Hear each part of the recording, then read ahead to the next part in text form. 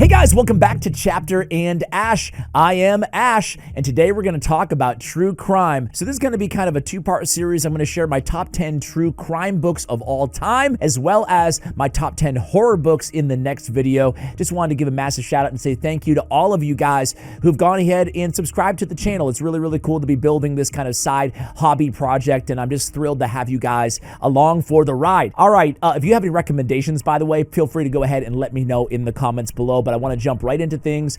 This is tough. I've read a lot of true crime. Some of it is not for the faint of heart. I'll try to give those warnings as we go, but I wanted to include a little bit of each kind of subgenre, or a few different subgenres rather. They're not all going to be just serial killers here on the list. Starting with number 10, that is In Cold Blood by Truman Capote. I felt like it was wrong to exclude this book, even though I had a really tough time narrowing it down to 10. It's not my favorite true crime book, but it is really solid, and it's really the granddaddy of true crime out there, right? This takes place in 1959. It covers a 1959 clutter murders of basically close to an entire family, if I remember every detail correctly. Either way, a lot of them died in a fire, and it was awful. And Capote famously had sort of a mental breakdown, I believe, while he was writing this book. I believe he researched this case for upwards of 6 years before he ever put pen to paper to actually start writing it. So it is critiqued for being a bit embellishy in areas, and I definitely get that vibe as well, which is why I'm including it, but putting it at number 10. Number 9 is going to be Whitey Bulger by Kevin Cullen. There's a bunch of books out there about Whitey Bulger. I am myself a Bostonian, so a big fan of, I guess, anything that takes place in or around my city or my state. I think we all had that innately a little bit about ourselves. But yeah, I've read a bunch of Whitey Bulger books. This was my personal favorite. I like that it covers all the way up until his capture, and subsequently all the way until his murder in prison, I believe in 2018. His capture was roughly a decade earlier than that. So it covers, you know, the decades-long kind of reign of Whitey Bulger, head of kind of an Irish crime family, as well as an FBI collaborator, I guess, or a mole, or a rat in more fierce terms. So I'm a big fan of a good mob book, and Whitey Bulger is one of my favorite and most nefarious characters, certainly. And the fact that he escaped and evaded authorities for all that time, I think upward almost 20 years, hiding out, I believe, in Santa Monica, was absolutely wild. It tells the entire story. It's very well researched as well. Coming in at number 8 is The Search for the Green River Killer by Carlton Smith. This one is a doozy, man. It's I mean, all these books are awful, but also captivating in a very dark way. I mean, it's true crime at the end of the day. I gotta say, I feel kind of almost voyeuristic watching true crime or reading true crime. I just want to like say that out the gate.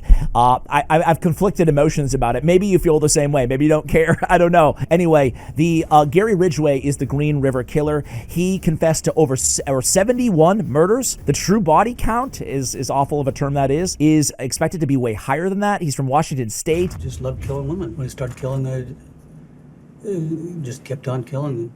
And the crazy thing about this one is it's one of those cases that he was caught like way after the fact through DNA advancements, which I think was probably a turning point. This is kind of around that time period where DNA really allowed us to go to a bunch of cold cases and potentially solve a lot of them. So this was the story of Gary Ridgway, one of the most prolific serial killers of all time. Number 7 is The Smartest Guys in the Room by Bethany McLean and Peter Elkind. This one is a white-collar crime book. I have a couple of these on the list. Like I said, I wanted to mix it up a little bit as well. This is the story of Enron, like the collapse of Enron. I'm sure you've heard of it, but do you know the inside story, how corporate greed can just... The fatal flaw at Enron was pride, arrogance, intolerance. All those money you guys stole from those poor grandmothers?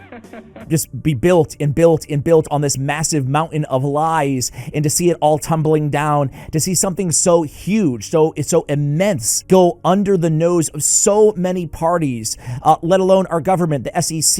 Absolutely wild. It wasn't until an investigative reporters, I think for Fortune magazine, actually kind of got wind of this, were they taken down. And obviously we lived, a lot of us, myself included, included, lived through this. Well, this is the inside story. Highly recommended. Number 6 is going to be our other white-collar crime entry in this list, and it is Bad Blood by John Carreyrou.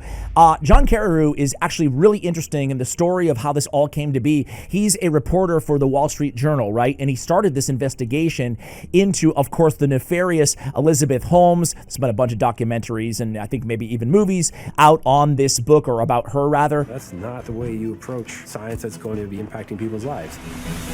Quite frankly, people can die. She was actually subsequently sentenced to 11 years in prison, and it was actually the investigative reporting in this book that led to her conviction, which is absolutely wild. It's a crazy story. The lies, the deceit, and all the investigations into the fraud is all covered in more in this book on a very interesting and kind of mercurial character in Elizabeth Holmes. Number 5 is The Night Stalker by Philip Carlo. Now, Philip Carlo did a lot of firsthand research for this book as well. You'll find that's a reoccurring theme here on the list. I'm a big fan of these authors who are actually part of the investigation, or subsequently who went in and actually talked to everybody involved, from the investigators to the family members to also the family members of not just the victims or not just the perpetrators, but also the victims. There's all of that and more. This is 1980s LA, the story of Richard Ramirez, right? Serial killer, just awful, awful, awful. Had satanic,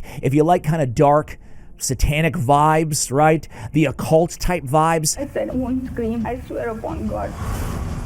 And he said, swear upon Satan. This might be the one for you, not for the faint of heart. But really, this more so than, well, maybe with the exception of number 1 on the list, it was really a cultural and psychological hysteria around these Night Stalker killings in the 80s. Again, especially if you're not familiar with this case, highly recommend you go ahead and check this one out. Number 4 is Bind, Torture, Kill. This is by Roy Wenzel, obviously on Dennis Rader, the BTK killer. This one is incredibly disturbing. He is one of the most disturbing individuals, as you could say about a lot of the individuals in these books.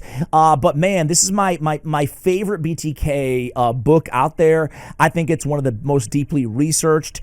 It covers all the way up until his capture. He was basically living a totally normal life, right? He was a member of his church, a member of his Boy Scout, scout leader and whatnot, really engaged member of society. And he had this crazy, disgusting, perverse kind of alter ego he created where he, well, BTK, right? Did he really love us, or was he using us that whole time? It's awful, but it's also, again, my favorite of all of the books covering this case. It does have a level of empathy that I feel like a lot of books in this genre does not have towards the victims. This is a very difficult case to talk about while having empathy and actually feel like you're doing a little bit of right by the victims. And he does go out of his way to honor them and their memory as well alongside the killer, which I think is important. It's crazy because he got caught out of the stupidest thing. He was kind of like flirting with the police, trying to basically emotionally terrorize the community some more decades after his crime sprees, started. And a floppy disk rather, of all things, is what got him caught, I believe, at his local library or his church computer. Anyway, it covers all of that and more. That's Bind, Torture, Kill by Roy Wenzel. Number 3 on the list is A Father's Story by Lionel Dahmer. That is Jeffrey Dahmer's father. This one you don't hear talked about that often, but it really left a lasting impact on me. It's, Jeffrey Dahmer's crimes speak for themselves. I won't get into, obviously, the gory details of this prolific serial killer. Odds are but this is an interesting book in that his dad wrote it. The killer, the serial killer's father, wrote this book. I found it interesting.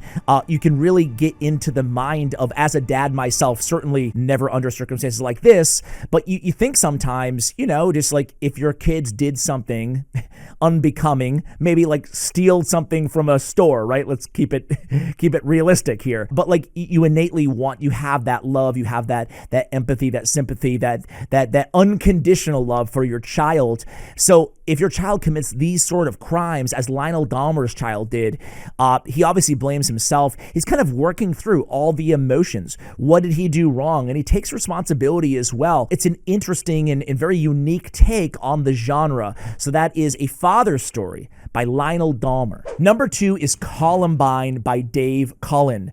Oh man, this one I read right when it came out, which is a while back, but it is a powerful re-examination of the Columbine high school shooting of 1999. And man, this took a decade long to write. He went in, Dave Cullen, and re-examined everything from the journals to the family members, talking directly to the victims, the school administrators, and so on and so forth, the community members. He really did talk to everybody. And what he does is, I remember back in the day when this happened, Columbine shooting, I remember, there was so much misinformation out there, right, about the killers being bullied and, I don't know, all kinds of maybe soft political statements around everything as well. Obviously, as with any tragedy, society immediately looks to who can we blame, and there was plenty of that after this shooting as well. But he goes in there and he really has a fresh perspective of what was fact and what was fiction at the time. And also, this one is, just with all these books, for the most part, not for the faint of heart. These are obviously absolutely and unequivocally just harrowing and just disgusting events. That being said, though, it comes in at number 2 because this had one of the biggest lasting impacts on me out of any book in the genre. And last but certainly not least, number 1 on our true crime list is going to be Helter Skelter by Vincent Bugliosi. This is the number 1 best-selling true crime book of all time, over 10 million copies sold, so it's probably not a shocker that it comes in at number 1 for me. This is the story of Charles Manson and his cult. Not just the murders, though, not just the crazy occult and psychological impact, both to the victims, to the cult themselves and all the members, but also to society as a whole during the 60s when these murders took place. It gets into the murders, obviously all the gory details, very graphic in nature for obvious reasons. They're writing in blood everywhere, and it's just there's a lot to it, right? It's a lot, but it also covers kind of the zeitgeist at the moment, right, in society, but also the court proceedings, the trials around the Manson murders, and the trial specifically of Charles Manson, how much of a circus show it was. Tell me in a sentence who you are. I'm nobody. But it does it in a way, I love court, proceedings. I can just watch them just on like court TV or whatever the heck, right? But some people, it's not for everybody, right? It can find it really dry without that narrative sweeping through.